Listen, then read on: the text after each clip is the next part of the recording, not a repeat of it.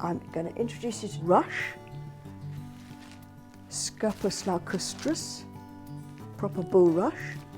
Has a little tiny flower head like this, and it grows in slow flowing rivers. And these rushes are cut every year like a hay crop in the summer, then dried and then stored, so I have a supply all year round. And when I go to do a workshop with children, I take a sort of handful like this. This will be about enough for 5 or 6 children.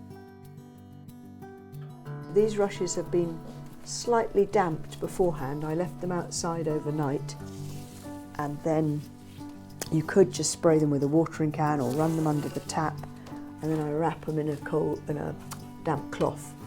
Just to, I'm imagining you got perhaps a hot classroom or a very windy day outside. Just have a cloth to protect them from drying out completely. I grow all my own willow here in Chagford organically and with the bark on. So here we are at the willow bed. All my different varieties growing here. I have to put a fence up because of the rabbits and the deer. They love munching the willow. We're 800 feet up here on the top of Dartmoor. Topsoil here is only about 9 inches deep, and we haven't done anything to the meadow for 25, 30 years. So no fertilisers, nothing. And some of this is still growing too vigorously.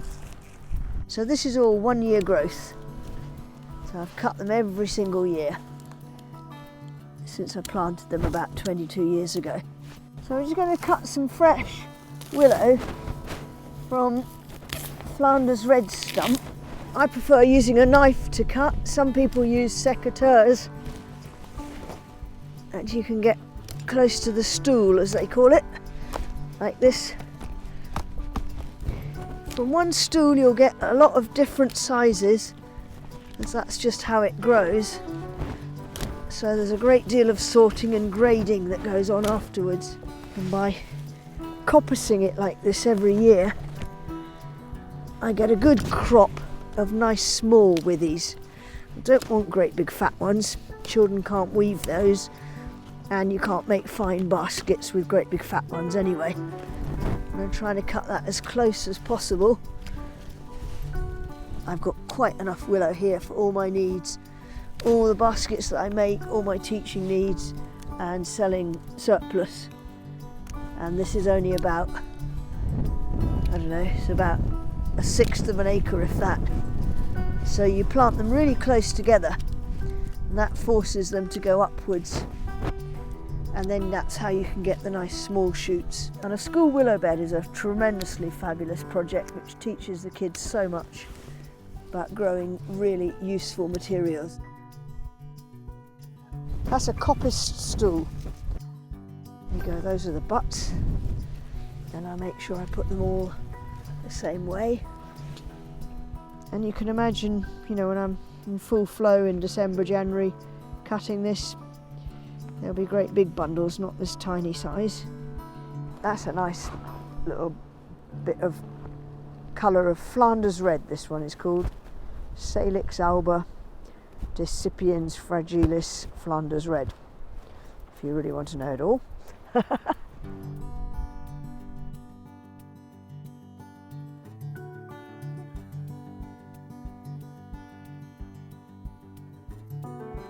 These are some beautiful willows that I've grown here in Chagford.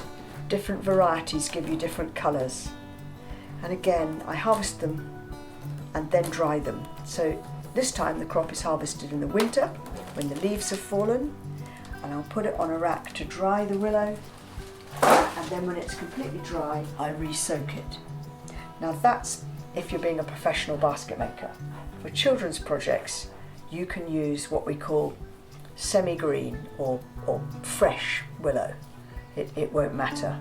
So you can go out into the hedgerows and you can cut willow, you can cut dogwood, anything basically that will bend. So if you can find something that will bend like that without breaking, that'll be perfect.